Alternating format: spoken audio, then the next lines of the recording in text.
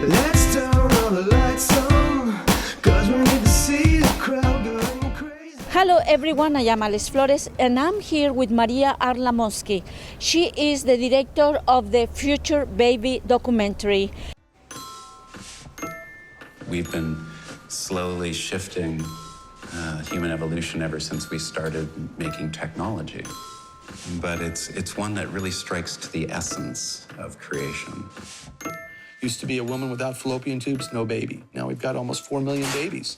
Thank you for being with us, Maria. Thanks very much for inviting me. So I want you to ask you about how you choose the subject, Future Baby. Yes, okay. So it's like around 20 years ago, I was doing a film about a woman who said she's pregnant but she's not sick and she wants to have the baby at home with a midwife. So Future Baby now is the opposite of it. It's the complete medical system giving women or men the opportunity to have babies nowadays. So really in those 20 years a lot changed. And I noticed when I started researching that fertility tourism is a big issue and that a lot of people are earning a lot of money with it. So while researching, I found out that it's sort of three parts coming together that were very interesting for me. It's on one side people who really want babies because they are infertile or they need them, but we were not covering homosexual couples, only heterosexual people, because we thought if we cover homosexual couples, then the discussion is only about this topic, and we thought that we wanted to make it as more equal and yes, global. Okay. so that people can go with their arguments and don't start very easily to stop. It actually has nothing to do if it's a homosexual couple or a straight couple. For me, right? it's really doesn't matter at all. Right. The point is that I wanted people to start thinking about what is happening. It's like a parallel world in a way, because nowadays the reproductive technologies they made sort of very tiny parts. And if you don't have eggs, you use eggs of somebody else. If you don't have sperm, you use sperm of somebody else.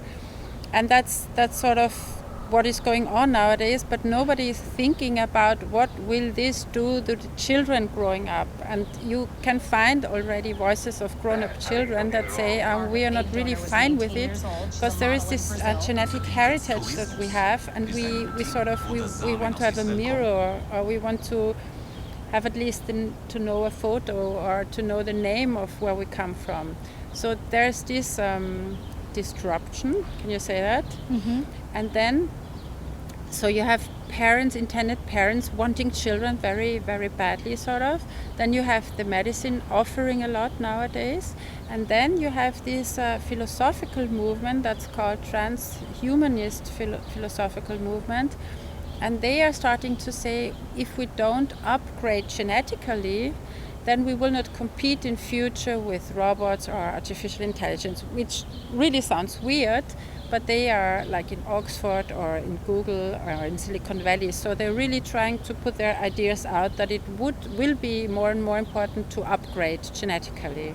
So now, if you start telling all young women, please go and deep freeze your eggs, because you have to make the big career, then in future we will see more and more people needing IVF, in vitro fertilization, because they have their eggs frozen. So then you have to go for IVF.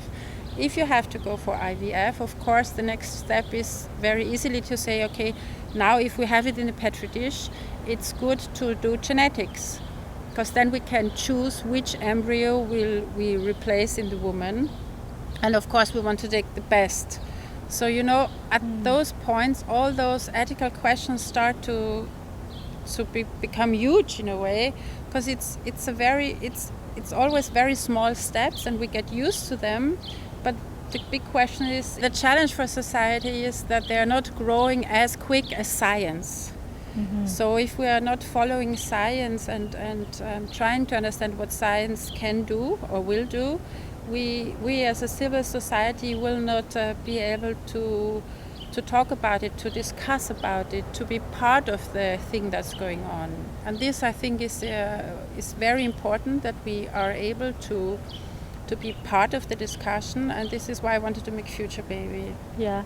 Well, one of the things that I will be afraid of is if they decide what kind of sex a baby I want. If I want a boy, if I want a girl, and it's not that we live in a very open-mind world. Like we still have patriarchal governments. Yes. That they just want boys, and you never know what can happen like that. I mean, what do you think about that?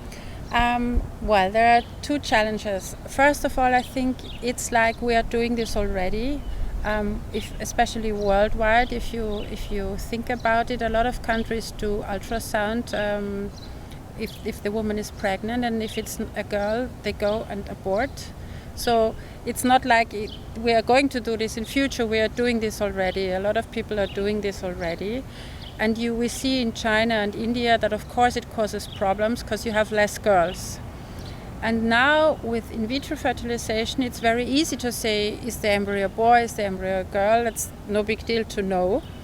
So it depends on the law in the countries you're wanting to do this. I don't know if it's allowed in Canada, for example, but if not, you just travel to California, there it's allowed. So In California? yes. Wow. So it's very, very easy with fertility tourism. If you have enough money, you can get whatever you want. You just need enough money to get it. And this is sort of something that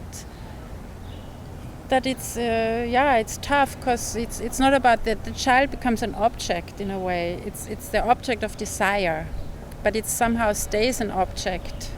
And for example, if you adopt or if you foster somebody, it's very much the state comes in and says, okay, there has to be a regulator who wants to know who is the person wanting the child, and we have to check first if the place is okay for the child. So we're used to this. But for IVF, there is nothing like this. So, for example, I think 2 years ago in Thailand, surrogacy for single men was allowed, and there was this Japanese millionaire, and he had like 13 surrogates with 15 babies, and he just could do it. So we have to think a lot more what these new technologies can do, and they can offer a lot, but we have to think that they offer a lot, but they also make a kind of they will change our society in a way also, and this we have to start thinking about. I don't know, in the film, for example,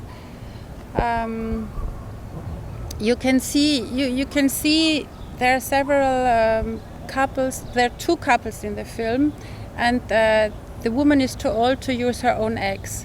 So she's willing to take eggs from a young egg donor to make her husband happy, to have his child. One woman says even, I would have adopted also, but he wanted his DNA going on. So we're still in that, how do you say, the old part of our brain where we are basic animals. We have our own blood, our Yeah. tradition. But it's a patriarchic system, and Yes. we still want the male to have their children, so that how do you say this in English? So he can be The proud. heritage, So yeah. the So the heritage of the family is still going on. So Right. we still have this. It's not so long ago that, I mean, still there are people there are still women divorced because they are not having children of the guy. So, I mean, it's not so long ago in Europe we had this situation. I think my father was crying because I was a girl. So it's still it's not such an old way of thinking. Right. It's the man who needs the boy to have the family. I don't know the English word, sorry. I have to cut. The man who wants to continue be patriarchal and Yes. make these decisions even over the women's body, right? Yeah. Anyways, when your film is going to be presented?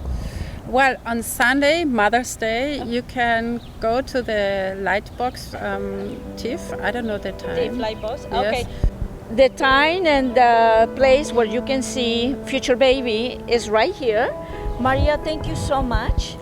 I appreciate your film amazingly. Hopefully a lot of health workers and the industry can come and see this film, because it's absolutely very interesting, very important, and kind of like we get worried.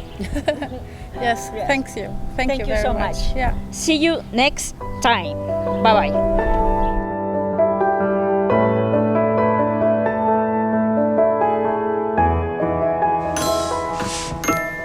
We've been slowly shifting human evolution ever since we started making technology. But it's one that really strikes to the essence of creation.